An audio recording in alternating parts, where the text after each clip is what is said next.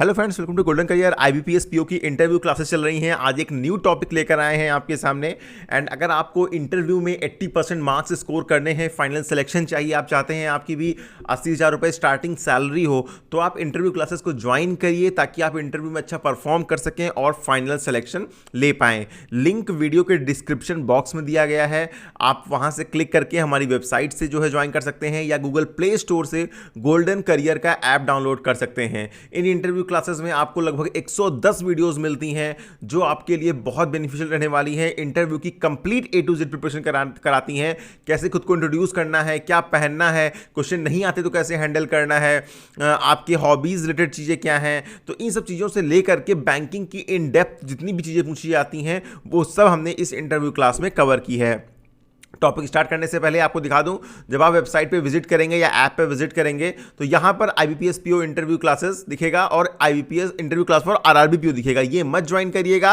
All दो इसमें से वीडियो सेम होते हैं कुछ, क्योंकि टॉपिक्स तो बैंकिंग के ही हैं, बट आईबीपीएस पीओ वालों में 25 वीडियोज एक्स्ट्रा होते हैं जो कि आपके कॉमर्शियल बैंक के लिए बहुत जरूरी है। व्यू कंटेंट पे जाएंगे तो हाँ, इन वीडियोज को जब आप देखेंगे, जैसे मानो हमने लेटर ऑफ क्रेडिट पढ़ाया है तो हो सकता है मैंने कहीं आरआरबी पीओ के शब्दों का यूज वीडियो में किया हो, एनपीए रिकवरी का या एनपीए एंड एसेट क्लासिफिकेशन हो गया, ठीक है, आपका जो है डीएनआरएलएम हो गया, पीएमईजीपी हो गया। चूंकि बैंकिंग स्कीम्स गवर्नमेंट स्कीम्स तो भाई अब आरआरबी पीओ का दो, आईबीपीएस पीओ का दो सेम ही रहने वाली है, तो ये जो है आपका जो है सेम रहने वाला है।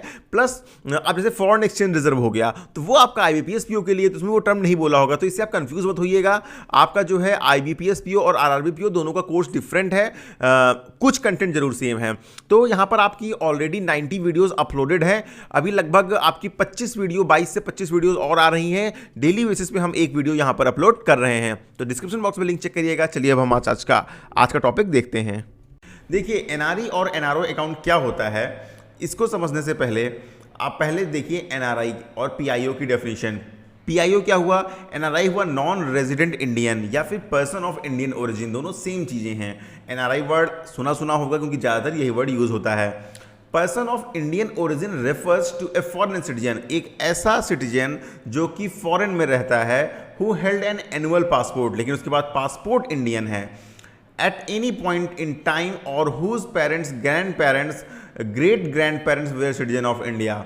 जरूरी नहीं है आपके पास ही पासपोर्ट हो इंडिया का, अगर आपके दादाजी, आपके परदादा, ग्रैंड पेरेंट्स या फिर ग्रेट ग्रैंड पेरेंट्स, ठीक है, कोई भी अगर इंडिया से बिलोंग करते थे, इंडिया के थे, तो आप हुए एनआरआई, मतलब नॉन रेजिडेंट इंडियन, ठीक है।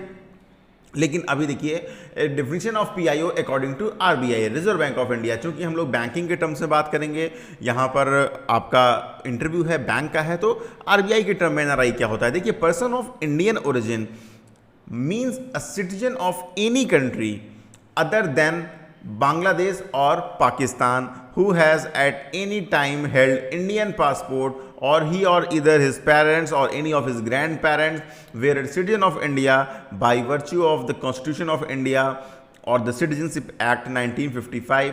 The person is a spouse of an Indian citizen or a person referred to in A or B. Basically अब समझिए, ये डेफिनेशन हमने आरबीआई की वेबसाइट से ली है। कोई भी किसी भी कंट्री का सिटीजन जिसके जो या तो खुद या फिर उसके parents, grand parents, great grand parents India से बिलोंग करते हों, लेकिन वो सिटीजन बांग्लादेश और पाकिस्तान का नहीं होना चाहिए। अब बोलेंगे इन कंट्रीज को एक्सक्लूड क्यों किया गया है, पाकिस्तान से हमारे रिलेशन नहीं अच्छे हैं इसलिए, ऐसा नहीं है।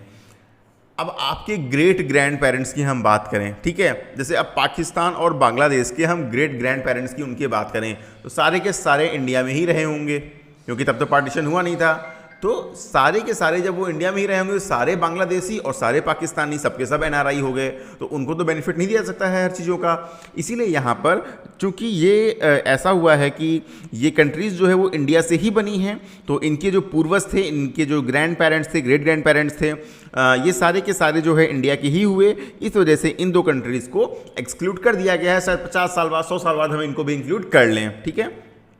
तो अब आप समझ गए, एनआरआई की डेफिनेशन क्लियर हो गया। लोग विदेश में रह रहे हैं लेकिन कोई ना कोई उनका जो है parents, great grand parents India origin का था, या फिर वो प्रेजेंटली इंडियन पासपोर्ट होल्ड कर रहे हैं।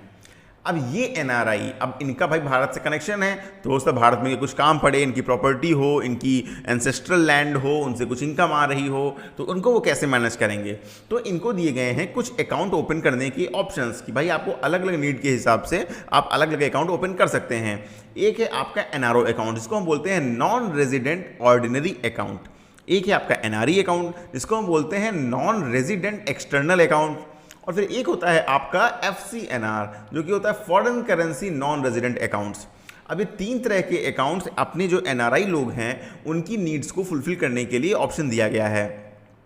अब हम और आप जो कि इंडियन सिटीजनशिप लिए हुए हैं और इंडिया में ही रहते हैं, पासपोर्ट किसी और कंट्री में नहीं रहते हैं, वो जो लोग हैं वो इन अकाउंट्स को ओपन नहीं कर सकते हैं। ये अकाउंट सिर्फ उन लोगों के लिए हैं जो हमारे एनआरआई लोग हैं और बाहर के देशों में, विदेश में जो है काम कर रहे हैं। अब पहले यहाँ पर देखते हैं एनआरओ के बारे में। नॉन रेजिडेंट ऑर्डिनरी अकाउंट क्या होता है। देखिए, नॉन रेजिडेंट ऑर्डिनरी अकाउंट की 2 कैटेगरी होती हैं। या तो आप यहाँ पर सेविंग अकाउंट भी खुलवा सकते हैं, अगर आप चाहें तो आप फिक्स डिपॉजिट अकाउंट भी खुलवा सकते हैं। टाइप ऑफ अकाउंट्स वाला वीडियो है, आप देखे होंगे, उसमें सेविंग अकाउंट, फिक्स अकाउंट हमने बताया हुआ है, आपको रिकरिंग डिपॉजिट अकाउंट भी बताया हुआ है। यहाँ पर आरडी यानी रिकरिंग डिपॉजिट अकाउंट का ऑप्शन नहीं होता है नॉन रेजिडेंट ऑर्डिनरी अकाउंट्स में। देखिए, when non resident Indian NRI, मतलब जो एनआरआई अकाउंट है वो डिपॉजिट करता है मनी किसमें, फॉरेन करेंसी में। मतलब सपोज वो यूएस में जॉब कर रहा है तो वो अपने एनआरओ अकाउंट बैंक में ओपन किया और उसमें डॉलर्स में पैसे जमा करेगा और वो ऑटोमेटिकली कन्वर्ट हो जाएगा इंडियन नेशनल रुपीज में, मतलब भारतीय रुपयों में। NRI can park his money earned in India as well as overseas in NRO bank accounts. अब एनआरओ की खास बात यही है कि जो एनआरआई लोग बाहर रह रहे हैं, वहाँ से डॉलर्स कमा रहे हैं, वो भी वो इस अकाउंट में पार्क कर सकते हैं। प्लस उनकी कुछ इंडिया में भी इनकम है, सपोज उनकी खेती है, खेती से पैसे आते हैं, इन्होंने 2 फ्लैट लिए हुए हैं, उसका रेंटल आता है, तो वो जो इंडिया में अर्न हो रही है पैसे, जो इंडियन रुपीज़ में अर्न कर रहे हैं, वो भी इस एनआरओ अकाउंट में पार्क कर सकते हैं, पैसे डिपॉजिट कर सकते हैं। The income earn is taxable on this deposit account. NRO account में आप जो भी इनकम अर्न करते हैं वो यहाँ पर टैक्सेबल होती है। अब बात करते हैं क्या regional rural banks in accounts को ओपन करती हैं। तो आरआरबीज जो है इन अकाउंट्स को ओपन नहीं करती हैं, ठीक है, क्योंकि आरआरबीज जो है वो स्विफ्ट ट्रांसफ़र भी एक्सेप्ट नहीं करती हैं, तो पैसे जो है डिपॉजिट करना किसी और कंट्री से यहाँ पर पॉसिबल नहीं होता है। लेकिन इंपॉर्टेंट है बहुत, क्योंकि इंटरव्यू में अक्सर ये क्वेश्चन पूछा जाता है। तो ये बात हुई अभी फिलहाल एनआरओ के बारे में। अब हम समझते हैं एनआरई, फिर एक कंपैरिजन देखेंगे, डिफरेंस देखेंगे, एफसीएनआर देखेंगे। एनआरई अकाउंट्स भी देखो 2 कैटेगरी इसकी भी होती हैं, सेविंग अकाउंट और फिक्स डिपॉजिट अकाउंट। लेकिन एनआरओ अकाउंट की तरह इसमें भी फंड जो है आईएनआर में, इंडियन नेशनल रुपीज़ में कन्वर्ट तो हो जाता है, लेकिन इसमें सिर्फ और सिर्फ जो आपकी अब्रॉड की अर्निंग है आप सिर्फ उसको ही यहाँ पर पार्क कर सकते हैं। और प्रिंसिपल एंड इंटरेस्ट जो भी आप अर्न करते हैं, जब पैसे अर्न जमा करेंगे तो उस पर इंटरेस्ट मिलेगा, वो ट्रांसफरेबल होता है। अब देखिए, कोई एनआरआई ऐसे हैं जो बहुत साल पहले चले गए थे, अब उसका इंडिया से कोई भी खास लेना देना नहीं है, ना उनकी यहाँ पर कोई लैंड है, ना इंडिया से कोई अर्निंग है। स्टिल दे वांट कि हमारा अकाउंट इंडिया में रहे और इंडिया में वो इंडियन रुपीज़ में पैसे को जो है डिपॉजिट करके यूज़ कर पाएँ, कन्वर्ट करके यूज़ कर पाएँ। तो उनके लिए होता है ये हमारा एनआरई अकाउंट। एनआरई अकाउंट में आप पैसे जमा करते हैं, जमा करने के बाद उनको विड्रॉ भी कर सकते हैं, लेकिन जो आपकी अर्निंग आपकी इंडिया में अगर कोई है, खेती है, आपका रेंटल इनकम है, किसी और तरह की इनकम से, उनको आप इस अकाउंट में नहीं डाल सकते हैं, ठीक है।